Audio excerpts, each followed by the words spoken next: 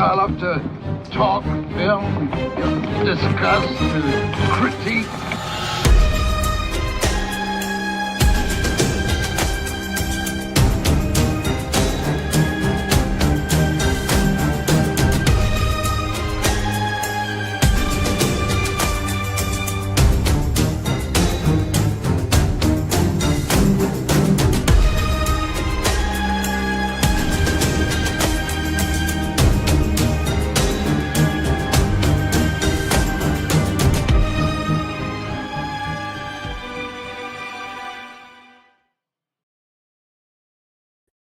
Yo, what up? What's happening, everybody? Welcome back. Blood Splatter Chatter here on a Wednesday afternoon, 12:30 Central Time, with the fellas, Mr. Stu from Dr. Doom's Fan Club, and my brother, the Missing Link, to talk 1983's Cujo.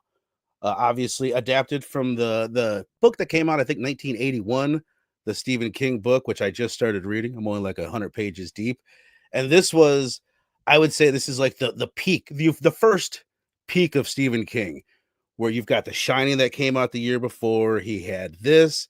He had The Dead Zone. Christine came out later this year. Carrie had came out obviously in 1976, and he was like the biggest name, and obviously in books and in film. And this is one that I feel, after watching this, I was like, I don't think most people remember what the fuck this movie is. You know what I mean? Like, by reputation, what people's like the picture that people have in their mind of what this movie is, and then watching the movie, it's so different. There's so many more layers and so much more like drama to it. And I hadn't seen the movie in like 20, 25, maybe even like 30 years. I hadn't seen it since I was a kid. And I was expecting a lot more 80s cheese and less of what we got. And it's also, at the same time, that sounds like a negative, but I think it's a much better like made film than I went into it expecting it to be. I was pretty impressed with the filmmaking. Speaking of, it was directed by, first off, they started with a dude. Oh, I just had it. Where's he at? Peter Medak, who had done The Changeling in 1980, a couple years before. He shot for 2 days, and he's working with this dog, and he's working with this kid, and he said, fuck it. And he quit after 2 days.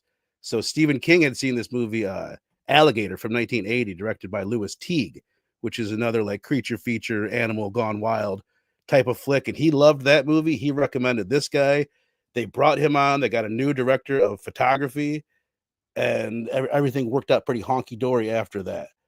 So another one, just a fun fact before we send it around, is basically Stephen King went to a mechanic in real life one day, and there was pretty much a scary dog and an alcoholic mechanic, kind of a dickhead, and this dog that he was like, what if something happened? And just got it cooking in his brain. And that's pretty much where he came up with the story. But like I said, I hadn't seen this since I was a kid, and I really liked it, but at the same time, I was like really taken aback by what it is. It's like, I feel like it's a bit of an underseen, like under-respected movie. Like, more people know Cujo by reputation. They know the dog, they know the horror icon, but I feel like most people haven't, like modern audiences have not really seen this movie, which is interesting because they're doing a remake they're working on, which we can talk about later. But I'll send it to you first, Stu. Like, had you seen this before? Had it been forever? And how was the rewatch for you? Yeah, seen it before. It had been forever though, since I'd seen it. So the rewatch was I don't interesting in a lot of ways. I don't know if I enjoyed it though. I think it was one of those cases of like enjoyed it as much as I thought I would. I'll say it was one of those cases of like revisiting, like you said, the myth of something and finding like there's I don't know. I found it a little wanting, I guess I'll put it. Fair enough.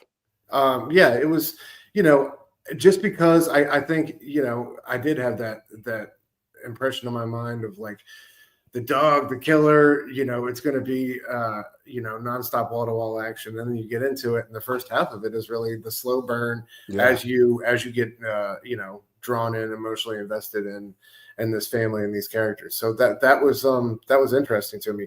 I think, however, it did a lot of things really well. I thought the music was great. I thought the way it was shot was great. I thought the back and forth between like the action shots with the dog were all like wonderfully curated. So I think that's really interesting to hear about Stephen King, because I think he really nailed it in getting a guy who really really knew how to bring the most out of this animal and get a performance that was menacing and believable. Hell yeah. How was I just gonna say? Oh, this is before I sent it to you. Like, this is what I found interesting. They shot the movie and they sent it in. This was one of like the first times where they had test audiences where they have like the little trigger where like I'm enjoying this and they crank it up, or I'm not enjoying this and they crank it down, like the test screening before they finalized the movie. And basically what they found was people were pretty like lukewarm on the movie for up until you get to the point where it's the mom and the son trapped in the car with the dog outside. And then at that point, it went through the roof. Back in 1983, went through the roof and people loved the shit out of it. So their first thought was, okay, we're going to go in and cut 10 to 15 minutes leading up to that, get to that moment quicker and people will enjoy the movie more. And what it did is the reaction up until that point was the exact same. People were like, okay, this is okay, kind of into it. And then once the dog attack happens, it never reached the peak that it reached before. So like they were like, fuck, we need all that. They need all that storytelling to get people invested in the characters enough to get them to care about that moment and have it really be effective at the end, which is really interesting, not just for this movie, but just movies in general. I thought that was pretty damn cool. But Link, had you seen this before, and how was the rewatch for you? Yeah, same as you guys. I hadn't seen this in a while. I want to say I saw it even when I first seen it. It was maybe when I was like 13 or 14. By then I was I don't want to say a little jaded, but I was like, what is this? I remember hearing about it though as a kid, like Cujo, or when I seen Beethoven, my mom was like, "Oh, you got to watch out for Cujo," and I was like, "Who the fuck is Cujo?" So I'd always heard she's like, he's the evil or the bad Beethoven. So I'd always known of him, but hadn't seen this in a while. I will say that I enjoyed this watch more than my last watch. Nice. But I do see like Stu's qualms with this. Like it's almost, it's weird that it's like kind of billed as a horror movie when it's really like and I know we can get into this, but it's more like a drama thriller. Right. It's a more drama with slight thriller aspects. The dog doesn't ever really, it's not. He looks great. I actually love the look how it mutates over time, but it's like he never does anything too crazy. Right. Really like, like he's a crazy rap dog. I'm glad you said that this is in the process of getting a remake. I feel like this is an idea that could be tweaked for modern audiences. Have you guys heard who has been pegged to direct this thing and who has interest in directing it? It's gonna weird you out. It makes no fucking sense. Darren Aronofsky.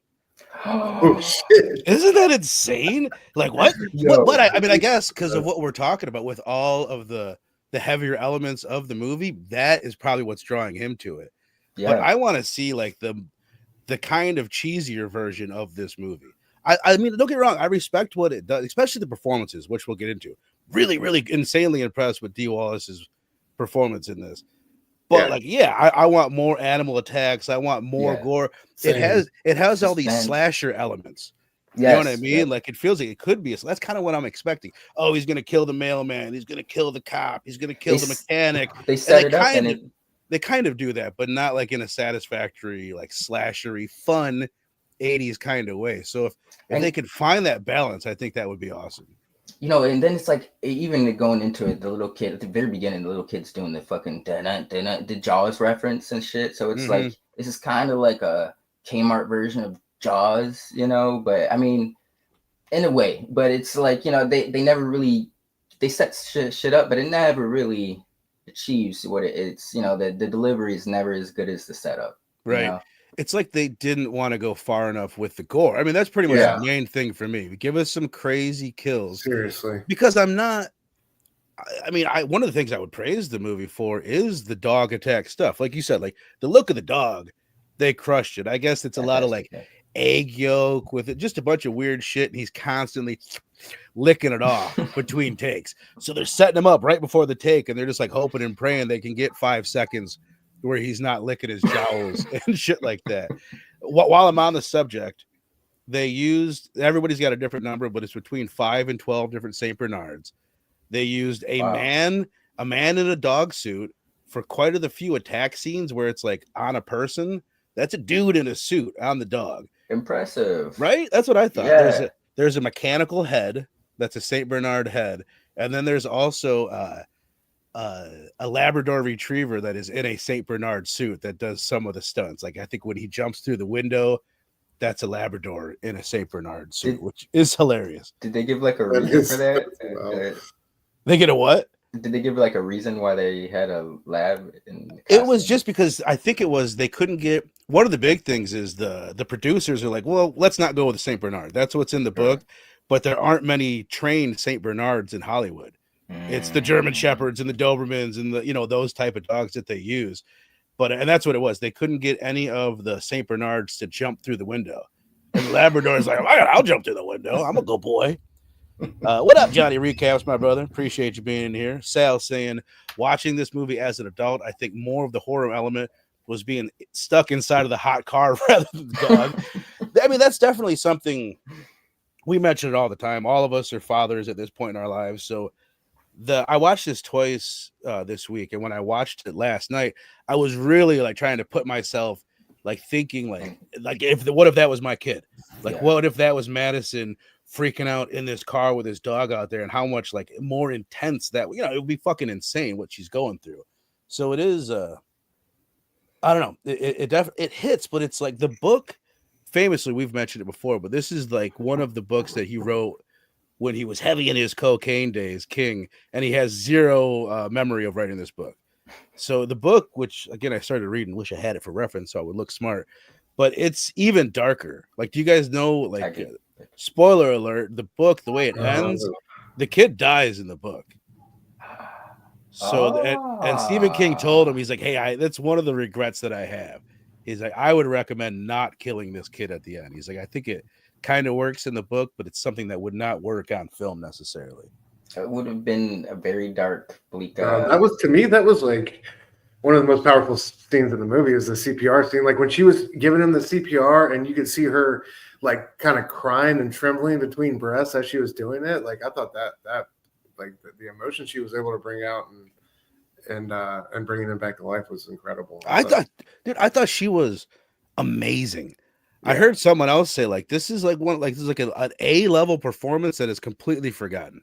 Like it's no one talks about like, oh, Cujo, that great performance by Dee Wallace. Like I don't know if you guys would agree, but like I was like really blown away by her. I thought like it's not just like the range that she showed in the movie. There's obviously the crazy like freaking out. There's a dog trying to kill us and her yelling at the kid and all that like was great. I thought it was super believable.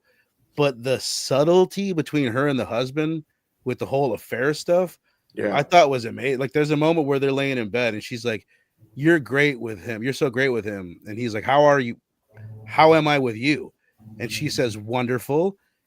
And then she kisses him and she shuts the light off. And there's something like the way she says wonderful and the way the look on her face, you get everything.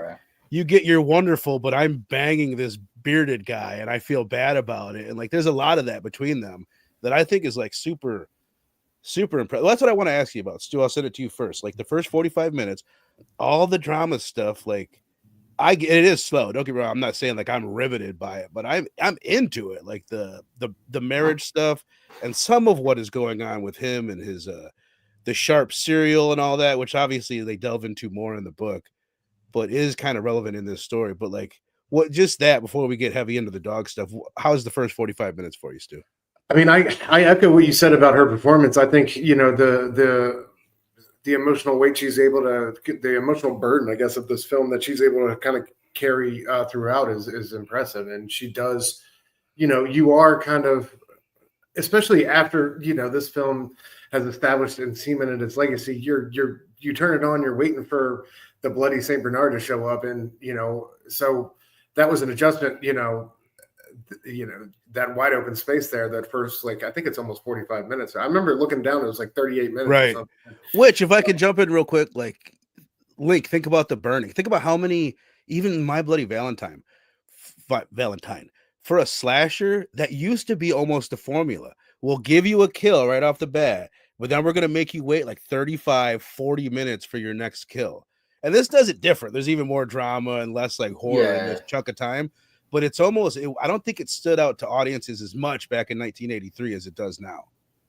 It might have just because might have just been too different, like you said, because like back then the formula was the difference between this and other slashes is there was like fun banter between Yeah. like friends, and this is like a drama in Yeah. between, Yeah. So I think But that might have been. yeah, I love like the scene when she went and broke up with dude. That just felt very real, Yep. relatable, authentic to me. You know what I mean? There's little moments like that. I thought she really excelled. But on the flip side, I like the guys whose property it was, and Cujo was his dog. I like watching that family and like them kind of setting it up because they're going to be the first victim. So that was cool. She's won the lottery. She's going. Her and the kid are going away, and he's gonna be there. He's teaming up with his buddy for baseball and booze and broads and all that. So it was. I don't know. I like that little bit, and then just the big. They kind of. It is a slow burn, but they give you little bits where they build up what's happening with Cujo and his transformation. Right. Like I still appreciated it, and I wasn't. It was slow enough to where I did take notice, but it didn't like sour Exactly. things Yeah. completely for me. That's kind of like a lot of times when I'm watching something, I'm like, oh, a lot of people will be turned off by this, but I'm not like hating it or anything. I'm like, I recognize that it is a little bit slow. But what about you, Lake? What do you think of just that part of it, the first 45 minutes or so? It was good. There were moments. It was balanced, I would say, because there were moments where I was like, this was laying on a little thick, a little cheesy, where it's like the dude she's having an affair with, they're like, in the kitchen, whatever, and she's not feeling him, and then it's like they spilled the cereal, and then it's like Johnny comes downstairs like, mommy. Then it's like the husband just happens to come in. He's like, go ride your bike, Johnny. That part was a little cheesy, and she was just like, because he said like, oh, I bought you a table. And she's like, Bert, whatever the fuck his name was. She's like, just go, no, or not. It's just like, what are you just giving yourself away? This is also the line, and the director talks about this. So like, we can't do this. Yes or no? Talking about, are you having an affair or not? And she just says yes. I get it, but I really like. There's two things there. I like the acting. Like, it is weird. Yes or no? This huge life-changing question. Are you having an affair or not? And she says yes, and he just walks away. But like what you mentioned, how the kid walks in, and you're like, oh shit, the kid's there, and the guy that she's having an affair with is there. You're like, oh wait, what's gonna happen? And then they don't show the dad's face. He just walks in behind him. Right. And you're like, oh shit. And that's what I'm like. There's a lot of direction in the movie that I think is really impressive for the reputation that I think this movie has. It's a classier, more slow paced, and a lot like classier of a film than I think its reputation is. Yeah, I mean that was just like, it's an 80s film, so there's gonna be like cheesy scenes, but then to offset that, there's like the scene where the little boy's asking him about who's gonna read him the story or whatever, and he's like, you know what? I thought he was gonna come up with the dad was gonna say some bullshit, just say some cheesy line, but he's like, I'm gonna have to teach your mom how to do it, so then she'll be, that was like a really cool little touching scene. So there's like, there's a balance where it's like these little endearing, touching moments, and then the cheesiness, Right. Even right before that, when he comes, he's asking him, Dad, blah, blah, blah. And his dad's fixing the car. He's like, give me a goddamn minute for a second. He like kind of loses himself. And you can see that he's pissed about the mom. And then he like takes a deep breath and he goes and does his good dad shit. Johnny Recap says, and showing that range around a pack of fake dogs in a tiny car is wild. Agreed. I guess she told the guy that was in the fake suit, like, can you growl at me a little bit? Like, it'll help sell it for me. So he obliged. Okay. Johnny Recap says, also keep in mind, she just done E.T., great point, the year before. It must have been challenging for her to shift gears that quickly. So yeah, she did E.T. the year before. She did the Howling, I think, the year before that. I might have these dates mixed up. But I keep forgetting she was in Hills Have Eyes. She's the mom in Hills Have No, I think she's one of the sisters in Hills Have Eyes. She's one of the sisters in Hills Have Eyes. She's in E.T., she's in Critters, and then she's in Halloween 2007 with Rob Zombie. She plays one of the girls. She plays Laurie Strode's adoptive mom and gets brutally murdered by Michael Myers in that one. But Oh, here I wanted to. Let's talk about dogs. Let's talk about. Oh no, where's it at? Oh no, what the flying fuck, bro? I have. Huh. I'm upset. All right, I guess I'm gonna have to re-download this because we have a visual aid. I have an adorable picture. I don't know why Okay. it's not on here. Anyway, I'll get it up in a couple moments. But do you guys have any dog stories? Stu, I know you had a Saint Bernard growing up. I'm gonna bring up the picture in a moment. Dude, But I've got like 4 dog attack stories, all of them slightly humorous. Like no. I've been attacked by a dog a few times. Have you guys Oh, ever been shit. attacked by a dog? You guys in the chat, have you ever been attacked by a dog? No, so I'm gonna just defer to you. I've never been attacked by a dog, and you have 4 stories. I got a bunch of stories, dude. I feel like I gotta defer to you, dude. Go ahead. I'll keep it brief. Oh man, I'm struggling to try and get this up. I don't know why. I made like a slideshow that had 7 slides in it, and for whatever reason, this slideshow only has 2 slides, and I have no idea why. What happened to the other ones? So give me just a second. Let me click this button, and then it'll start loading. All right. So the one story when I was a young boy. Do you guys remember when porn first hit? You guys remember porn? Like internet porn? It would sit there and load and shit. Oh, Anyway, yeah. I'm at my buddy's house. It's like the late 90s, maybe early 2000s. I'm like 15. I don't know. I'm like 15, 16. I'm young, right? I'm young enough to be printing out internet porn. And I've got a stack of these papers that I'm bringing from my buddy's house to my house. I was just going to look at them, nothing else. And on the way, there's alleys that connected my best friend's house and my house. Like the west side that I grew up on, it's all alleys in between each block. I'm walking through the alley that I walked through a million times, and there was this Doberman Pinscher. There was 2 of them on a chain, and one of them's barking at me and going all crazy, and it broke loose from its chain, jumped over the fence. I'm running down the fucking alley, porn papers flying fucking everywhere. This is some movie shit, bro. So I run home and I jump over the fence and I get inside, and my only thought is like, oh my God, I've got to go get all this porn. I've got to go get all this porn from the alley, and there's a crazy dog out there. So I hid for a little. I went in my house for a little bit, went out there, and I ended up getting the porn. All was well.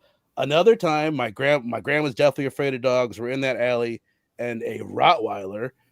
It's loose, it stops us, and it's jumping all over the car, just like this. We're basically, and my grandma's panicking, freaking out, so she won't drive through the alley. So we're just sitting there with this dog jumping up on her car until I think the owners came out and got away. Another time, I'm working at the strip club, and the owner's cousin comes over, and he's got a fucking pit bull in his car. We're all outside smoking drugs and shit and hanging out, having a good time. I'm like, oh, is he a good boy? They're like, oh, he's a great boy.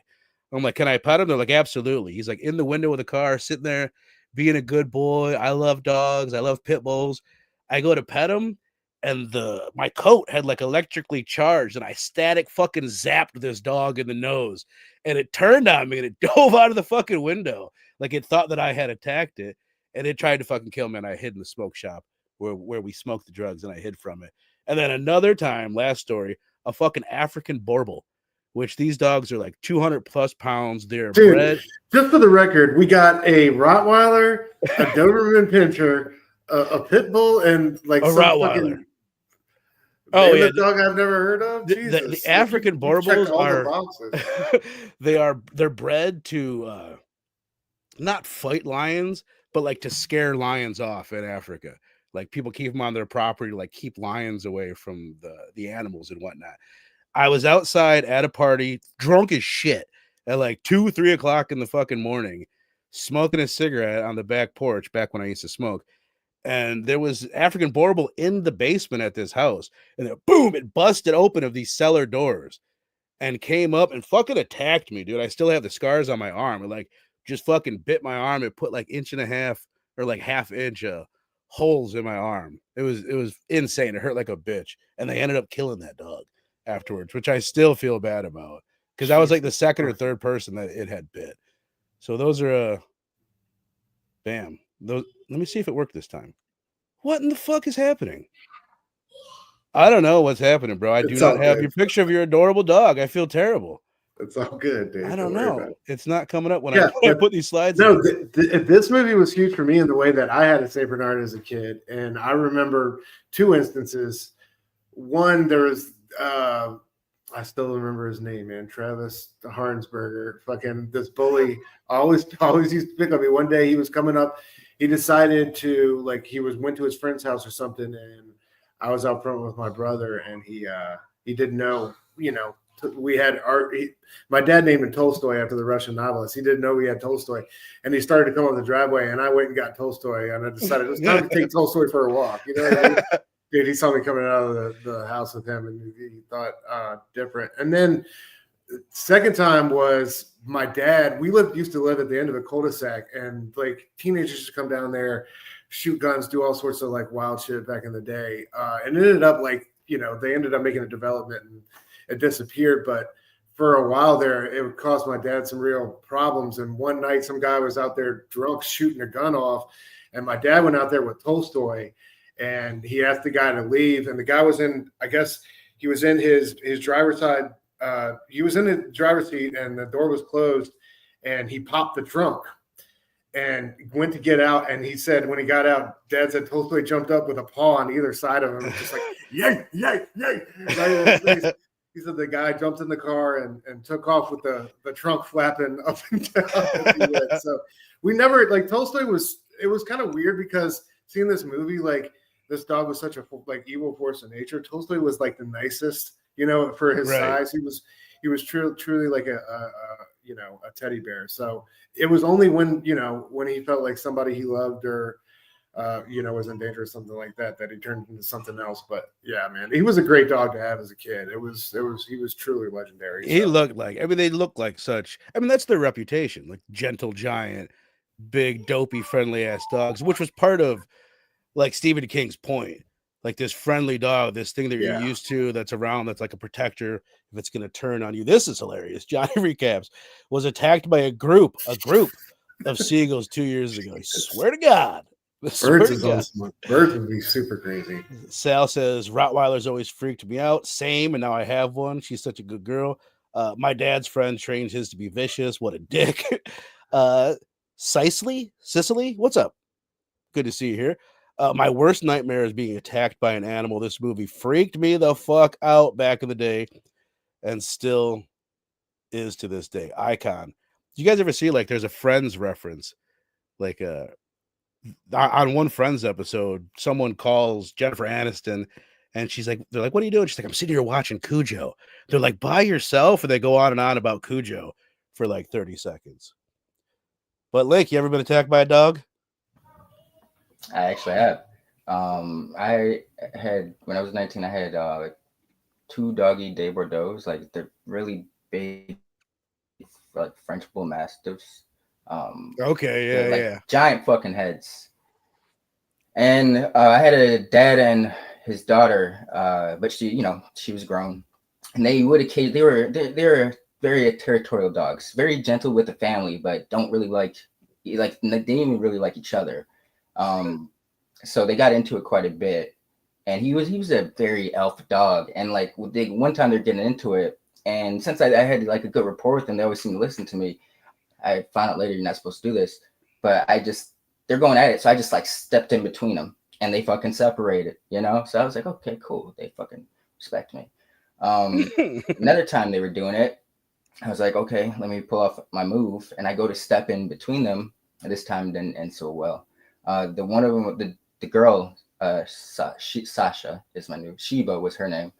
She like latched onto my knee, and I just like, it didn't even really, I think I was just in shock. It didn't really hurt, but I just went to go, I felt something like some pressure. Mm-hmm. I went to go like walk away, and I just dropped because my, my leg was just, I was like, oh shit. And I'm looking at my knee, and I just got like, it wasn't as bad as it could have been, but I had, like you said, like I had like, I still have like 3 deep scars around my knee area. I had to go to the hospital because they were worried about like it was so close to some ligaments or some shit like that. I was fine. They gave me some Vicodin and shit. And I was good. But yeah, I learned my lesson to never do that again. I'd heard not to do that, but because I had such a good reaction to it, I was like, that didn't apply to me, But yeah, not mauled in the knee. You just reminded me of another probably the craziest dog story that I have. I had a roommate that had 2 pit bulls and an American bulldog, like big ass American bulldog, 2 like little pit bulls. the male pit bull was sitting on my lap, and the bulldog, which he did not get along with, was sitting like underneath me, like under my chair. And the pit bull went to jump off me and like jump over the American bulldog. And the American bulldog thought he was being attacked. And it was on. I'm telling you, like, it was sad. It was brutal. We thought the pit bull was killing the American bulldog. Lashed onto his face, onto his throat. We were like, we had somebody pulling on the pit bull's legs from the back, and the other one pulling on the bulldog. We're hitting him in the head, literally with a metal baseball bat. Not hard, but like, try to get we thought he was killing him. Yeah. Called my roommate. My roommate is, I'm saying a lot of crazy shit. You guys are telling what my lifestyle was like in my 20s, but whatever. He's tripping on mushrooms at the time, and he's like, bro, you got to take care of this for me. He's like, you have to handle this. But it was blood everywhere. Like years and years and years later, we found spots of blood on the wall from it was like, we thought he killed this fucking dog, and they ended up being pretty much fine. Like it wasn't that big of damage, but it was fucking intense. That's the thing, dude. That's why it's part of the reason why this movie's cool, is because it is relatable. We all have a story like this. None of us have a story of a mass serial killer breaking into our house and killing somebody, but we all have been, if not attacked by a dog, we know someone that has or whatever. Cicely, I got your name. I don't know how to say your name, honey, but Cicely, I just called you honey. God damn it, I'm a sexist piece of shit. It says, Johnny, I feel you. I'm from Florida. People just don't understand. Talking about the seagulls.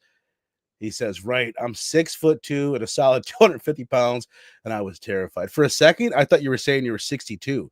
I'm like, God damn, Johnny, you look fucking great for 62. You look great either way, but for 62, you would have looked even better. Sal says, Cujo felt very symbolic when I watched it again, like a rotting, poisoned dog. Poisoned kids, cereal, decaying marriage, and the wife having to deal with all that. That's a great point. That's one thing, like, let me read this real quick. Is it legal to own pit bulls in America at the minute? Yes, it is. I'm in Ireland, and they've all been eliminated. Wow. They've all but eliminated them. You can't own one anymore. That's one of those things, man. It's like, you'll have people that are like, well, that's bullshit. They almost act like you're being racist against pit bulls or whatever. But statistically, they attack people more than fucking anyone. Like, my wife wants one. The reason why, like, we have this Rottweiler now, and it's great. Like you said, like, you feel like you're walking down the street with a shotgun when you walk down the street. You know what I mean? There's a level of like security that you feel. But like the pit bull is that, but it doesn't shed that much, and it's compact and it's smaller. That's why they're so damn popular. Like you get that, but in a pocket size. But they are. I mean, to me, they're dangerous dogs. I wouldn't trust my kid if someone's like, oh no, they're friendly. Fuck that. I'm never gonna let my kid like play with a pit bull. I'm sorry. There's just way too many stories. Yeah, I like, because I've got 3 of them now. Cicely. Sorry, Cicely. Thank you. Sorry, like. No, you're right. One of them was unaware. She's like 15, so she's not a threat to anybody. But the other 2, one is he's a big fucking beast, but he's like a fucking teddy bear, he can get aggressive, but it's like an attention where he just loves people to pet him. But you wouldn't fucking, if you're in the house, you're fine. But if you walk up to the fence, he seems like he's like the dog from Sandlot, Right. And even with my kid, I won't leave.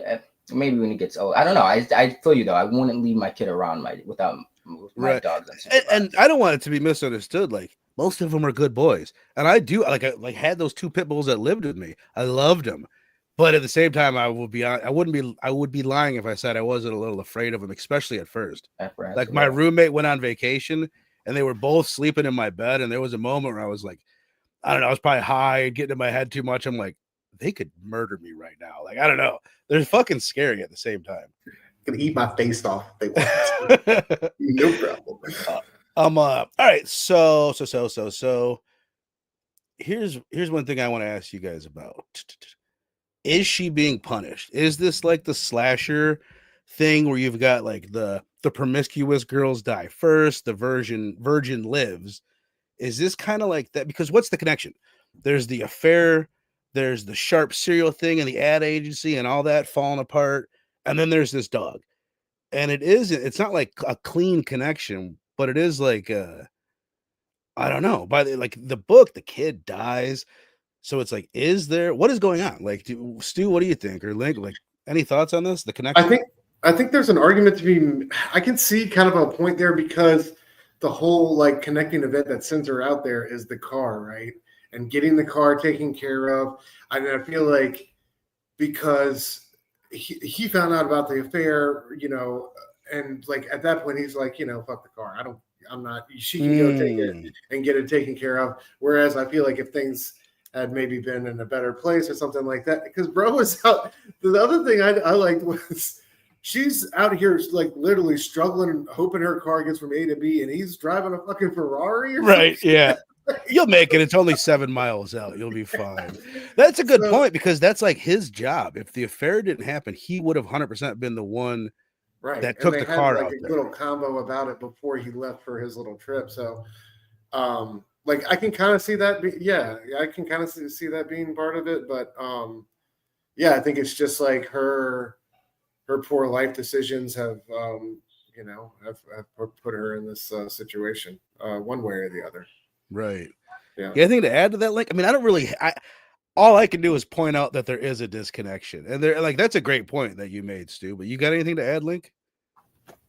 I mean, I just to write off that, I guess it's just like a karmic balance. I don't know. We'll go with that. Karmatic? I like that, even if it's not real. I like karmatic. I don't know. I wouldn't say she was left to deal with stuff, but it's like it's almost I don't want to say she deserved this either, but it's right. They were both at odds. It wasn't like she was feeling distant or unwanted, and he was busy trying to he'd get lost in the sauce in his work. He's trying to press his bosses and all that stuff. So I don't know. I guess but then I don't know if it's karma, because then it just the husband. It hit towards the end with his arc. Like, I just thought it was kind of funny how he kind of just pulls up after everything's said and done. Freeze frame. Yeah, like you didn't see a fucking thing, bro. This is what they say in the special features. The director, the way he interprets King's message for the story is there's a couple different things, but there's real fears and imaginary fears, which is why you have the monster in the closet and even like the ad agency and everything that he's worried about. Like, are those real fears? Right. But it all gets, when a real danger comes in, you throw that out the window and it gives you perspective. And that's why the family unit rejoins at the end. That's pretty much the message there.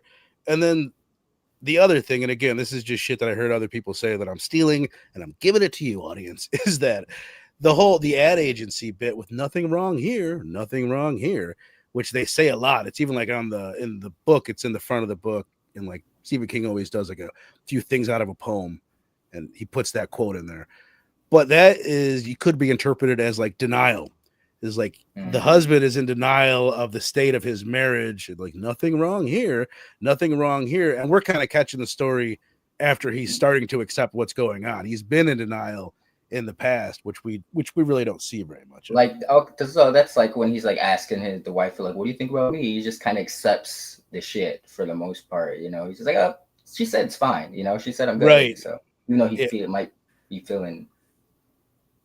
This is okay. Let's talk about the ending. Let's talk about the dog. This is something I started thinking about while watching the movie. Again, I'm like, this is such a real life fear of your kids being eaten. Don't get me wrong. We're not sitting around worried about our kids getting eaten, but it's in us to worry about it because we evolved from people whose kids were getting eaten fucking left and right. So I looked at it's hard to like calculate this, but luckily I asked AI to do it. The rough numbers that I got from Grok is between 1.5 to 10% of kids were eaten in the prehistoric days, like cave people, Neanderthal, early humans, shit like that. So 1.5 to 10% of kids were eaten. And then I'm like, well, shit, how many kids did each woman have? And it's like between 4 and 8. So you're looking at, if you've got 8 kids, there's a decent chance that one of them is getting eaten, a decent chance. And there's a great chance that like a bunch of kids in your family are like your cousins and you know what I mean? There's a bunch of people that that have had kids eaten by predators. And I think that's part of the reason why the movie is so effective, and why that part of the movie is the most memorable thing, where this mother protecting the child. It's like so primal in all of us.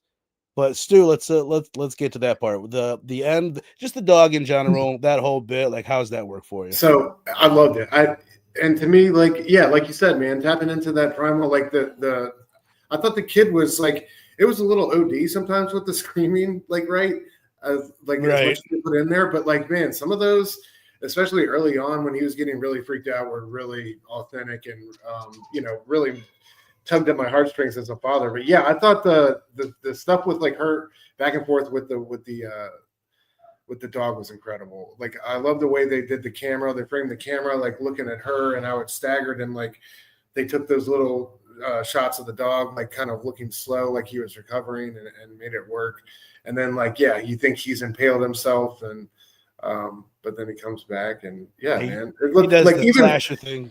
Even like she blinked super crazy when she shot the gun, like that looked believable. You know what I mean? So like the whole thing felt super real. Yeah, and I thought it was a great way to stage that back and forth between her and the dog. Hell yeah. You guys remember the moment where he keeps on asking, like, I want my daddy, and she's like, I'll get your daddy. She like kind of loses it for a second, and it's super believable. I guess like they're in the editing room and the director's like, oh, that's great, but we can't use this. People aren't gonna like you after that. And it's like all of us as parents, like, no, we get it. Like, you know what I mean? Sometimes you're gonna snap, you're gonna have which is why it's so believable. Like the kid too. We haven't mentioned the kid. He has its moments where he's not like, the greatest in the world, but for the most part, for being a kid that age and the job that he has, I think he did a really, really good job. Absolutely. Yeah, I thought he was phenomenal. What about you, Link? Yeah, that it was uncomfortable is what comes to mind. I just kept thinking, and I was like, Jesus Christ, like stuck in the middle of like the hot ass, well, not the desert, but it seemed hot, hot, with an irritated kid, a life-threatening situation. Filmed in November, by the way, in 45-degree weather. Everyone was freezing. Fuck. Everyone besides the guy in the St. Bernard suit was freezing their balls off. Jesus, this kid had to get paid good money because they had him in like they were stripped out there. Yeah, and he's wet. They're spritzing him the whole time too. They're half naked, right? Isn't that crazy? Oh my god! But I had a question. The scene where the kid is having the allergic reaction or whatever. I don't know what the fuck is happening to that kid. He's having an attack of some sort. What would you, at that point, like, I mean, I guess they kind of worked it out, but I did question her as like, look, you haven't gone out there because you want to stay here for your kid. You want to protect your kid. But it's like, if he's on his way out, you better get your ass out that car. It's like, right. End game, you're gonna either fucking take the dog down or he's gonna get you before you. That's pretty much how it eventually plays out, right? It's eventually she looks and the kid is unresponsive. She's like, doing the wrestling thing, lifted his arm up and it's dropping, and that's when she goes out there eventually, right? Isn't that how it goes down? He had a few attacks, like because I think he right, you're right. But that's what I'm saying. The first attack, if it's a situation like that, and it's at that point it's 50-50. Are you really gonna play odds, That's what I like about it. It's like, yeah, they had to push her, and you're right, Johnny. That's what I'm assuming is he's dehydrated. But does being dehydrated give you seizures? I don't fucking know. I guess I could have looked into it. Yeah, it was what like up, she came in and threw him on the table and started splashing water on him. I'm like, is he a fucking fish out of water? Was that a leather car too? Oh, I don't know. I didn't know. Probably not. Oh, you know what? This is just a super random thought, just because like I really was impressed by the cinematography. That was the biggest, like, oh wow, I'm really like fucking really good. There's a lot of great shots, but the one I'm surprised I don't see it like in clips more, when she smashes the back window in slow motion with the gun, and then her react, she like screams and shit. Like that was so good, such a great shot. Sal saying also felt like the wife and kid who went on the vacation weren't coming back. Yes, I'm pretty sure in the book that is what's going on. They do. She's not coming back. That seemed like another instance of a wife trying to protect her kid. Yep, that's another. Just little way that it ties in, because there's all these. elements to the story, which makes sense. The man was storing insane amounts of cocaine, enough to where he doesn't remember writing the book. And I think that's partially why we get all these disjointed things that do fit. It's just not like it's tied up nicely. It's not like a Seinfeld episode where everything comes together at the end, but it's like thematically, this shit kind of goes together. So she was running away with the kid in the book. The Not lottery winner. Yeah, not Dee Oh, okay. Wallace. Yeah, Okay. the one with the really big chin. I couldn't quit looking at this lady's chin. Not that that's a problem. I just, Where have I seen that dad, the junkyard Oh, dad? Like it's a I've great seen him in like question. 8,000 different roles. it's I a feel great like, question. I'm gonna have to look that up because you're right. He reminds me of the dad in the 1991 Beverly Marsh's dad, like the guy. I worry about you, Beverly. Da-da-da. I'm trying to look him up right now. Ed Lauter is his name. Yeah, just look at him. He's got such a familiar face. He's in The Longest Yard remake. Adam Sandler, Rob Lowe's Youngblood, Death Wish 3, Death Hunt, Magic. Nothing that's really jumping out to me. Seabiscuit. This man was in Seabiscuit. I feel like he's one of those background character guys that you just see. You know what I mean? It's just one of those faces. He always plays an asshole, and this is just from watching the special features. He always plays a bad guy, but supposedly he's like this super lovable guy. He does a lot of impersonations. He's a dancer. He loves to dance, but he always plays these dicks, which I think is so interesting. Some people just have, sorry, you got a dick face. Like that's, if you want to act, that's what you're going to be. Sal says there was a long time period between seeing the bat on the ground and then her getting the courage to actually use it on the dog. Yeah. That's good. I could have used with a better method of the dog dying before she shoots the dog with a gun.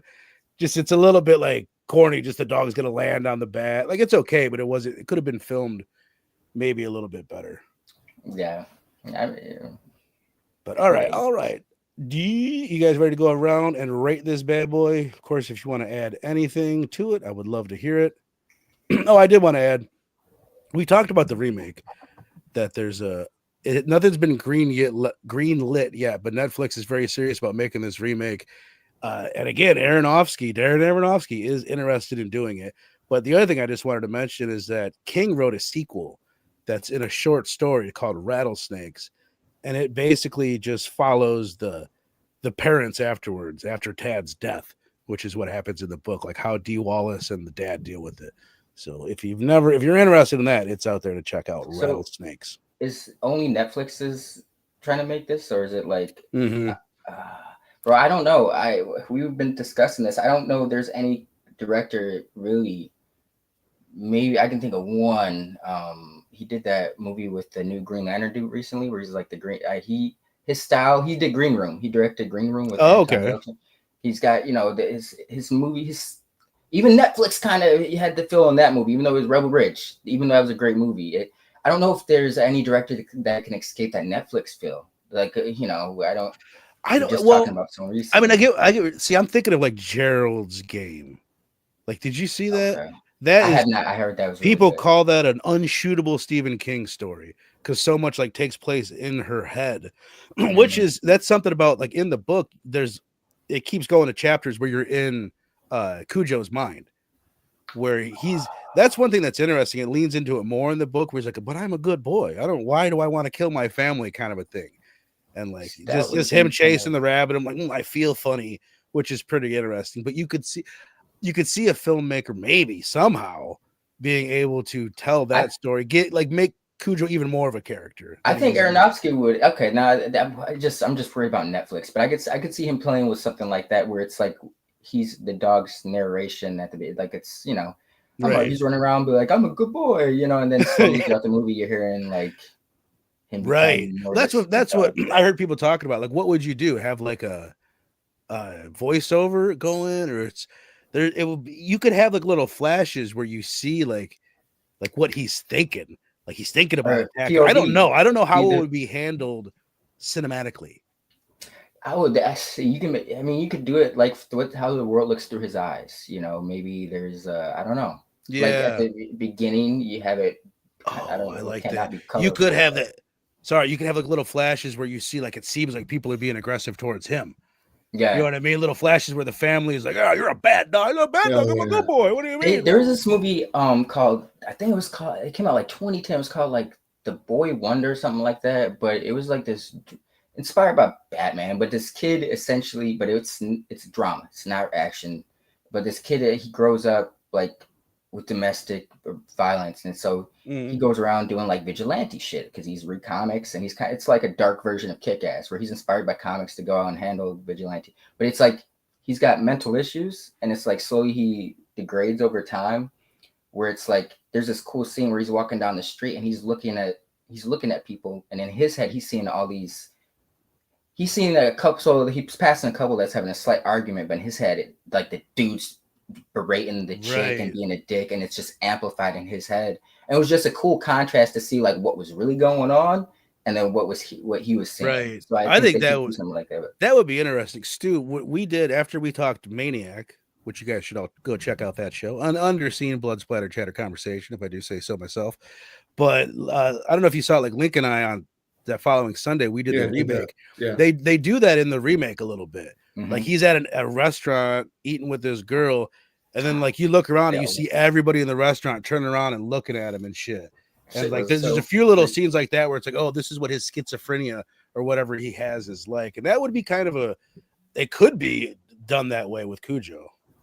I think it would help guys, I mean, because they were limited with this one, but I think it would definitely help you, you feel like the dog's more of a character, or they put like a unique twist to see like the dog's POV, or like, I don't know, maybe I don't think it would make it more empathetic, but maybe at the beginning. Right. Well, that's kind of, I think, because that would be the goal, I think, is to make this more of a Frankenstein story. Yes. With this sympathetic villain like Carrie or whatever. You know what I mean? Another Stephen King reference. But hell yeah, man. Hell yeah. Let's rate this bad boy. Johnny Recaps giving it a 4 out of 5 for me. Says I've had a crush on Dee Wallace, even now at 76, given that I'm 62. Yeah. 4.75 from Sal. Still stands out as a unique movie even today. Hell yeah, man. I'm glad we got some high scores down there in the chat. Where do you fall on Cujo from 1983, though, Big Stu? I'll go 3.5 with it. I think it's solid, and I know it's a landmark movie, but I feel like I could have done like 20 minutes less of the character study at the beginning and giving me 3 or 4 more gory kills, and really like being that it's from the time period where practical effects were so prominent stuff. I felt like we missed out. It was a missed opportunity there. So I would love to see, like you guys are saying, man, like we could like we three it turned into escaped government project, like somebody's pet that got kidnapped, operated on, and then gets free is like a robo dog. They're not made that at all, bro. Like that's so funny. No, that would probably have. How help Grant Morrison pitch it? Like Homeward Bound meets fucking Rambo or some shit. Like that would be fucking amazing to see on screen. That's so funny. Robo Dog. Yeah, Next again. Still roboing. Imagine the brain of a good old boy. Imagine the scene where he like does some gnarly shit. Like he takes down like a whole platoon of like bad guys or something. He's like, me, good boy after that. Or so that would be so money. Gets a treat. Yeah. Good boy. I'm looking right now, like the one that I remember. What year was this? 1993, which makes sense that I would remember it. Man's Best Friend. It's probably fucking terrible, but I remember it as a kid. 21% on Rotten Tomatoes, so it's probably pretty much what I thought it is. There's Breed, Devil Dogs, The Pack. Who's a Man's Best Friend? That one sounds familiar. That came around because it was like a good. Jesus. I remember. They don't even have the cast on here. I feel like I've seen it. Now I'm gonna have to look that up. Yeah, well, I remember. I even kind of remember the previews from when I was a kid. Oh, it's Lance Hendrickson. Oh, okay. Yeah, directed by John Lafia, who's I know that fucking name. I don't know who that is. What he's done. Oh, he did Child's Play 2, or he was involved in it. Maybe he was just a writer on Child's Play 2. No, he directed it. Directed Child's Play 2. All right. So we got a 3.5 from Big Stu. Where are you at on it, Link? No, I'll just to go against the grain or just to be different. I'll get one up, Stu. I'll give 3.75.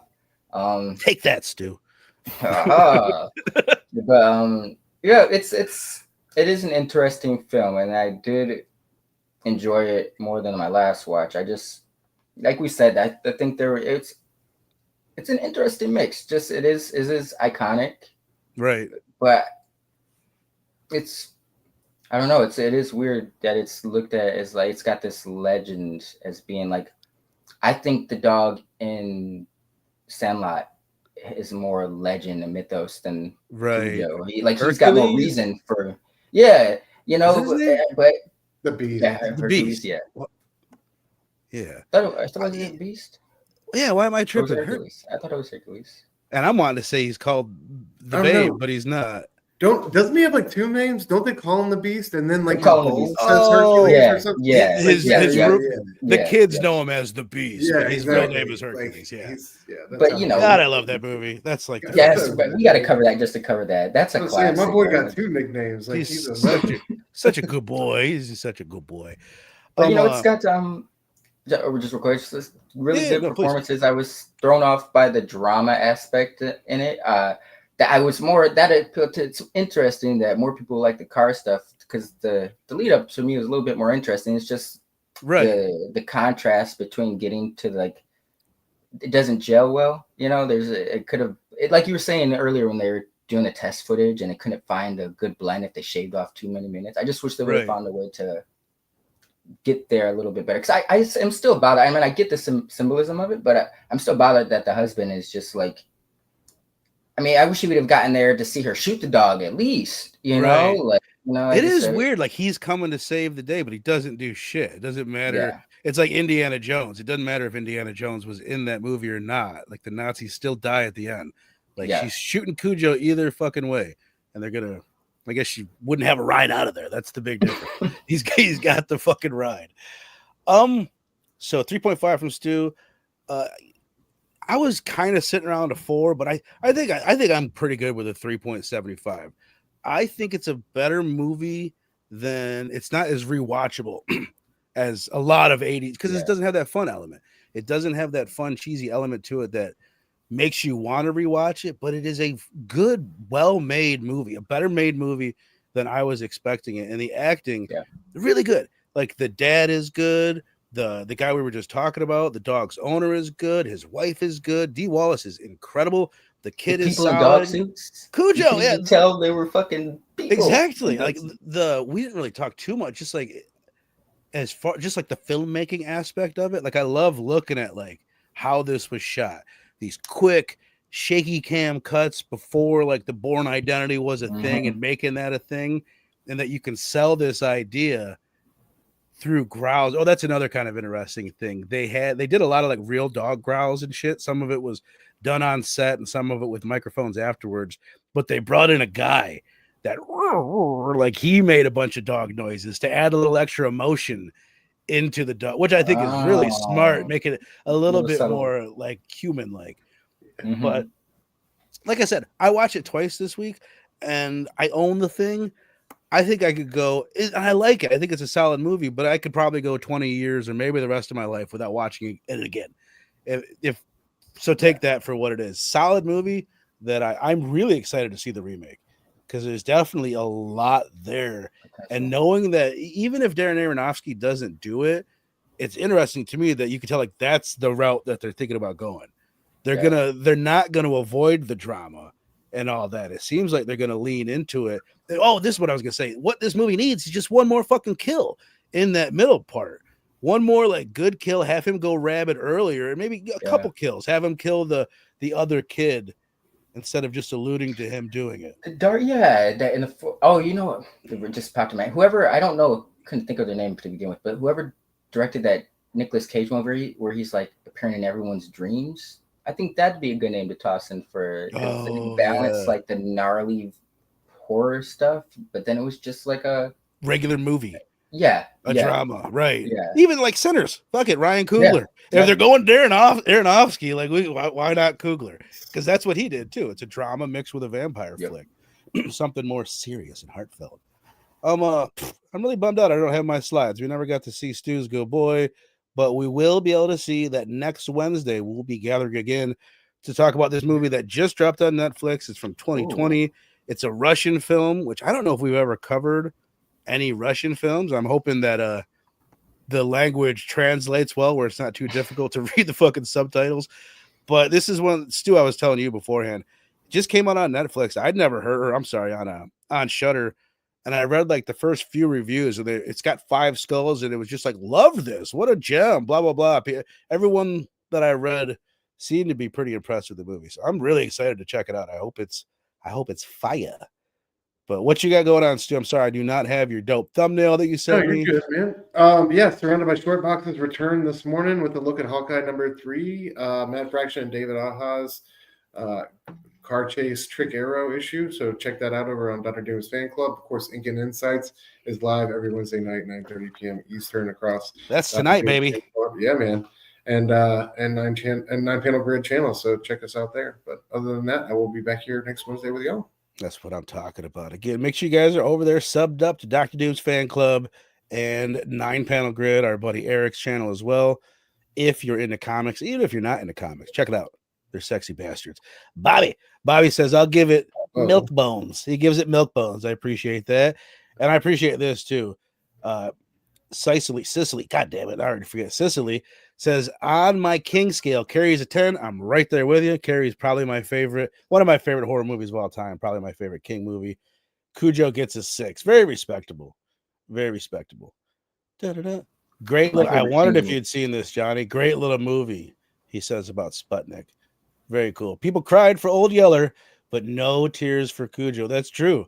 We don't really, and that's something that you could have, right? Like in the remake, you could want to cry for Cujo at the end. That would be one thing that they could lean into.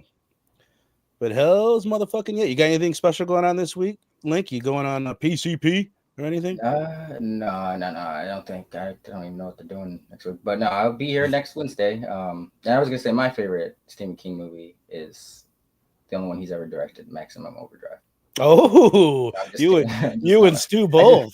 I do got a soft spot for that movie, though. I do. It's like Dreamcatcher. Yeah. Speaking of remakes, his son was talking about making his directorial debut and doing a Maximum Overdrive. Joe Hill was going to do a Maximum Overdrive remake, and I don't know where that is, but I want to see it. I would be totally down to see it, especially in today's age.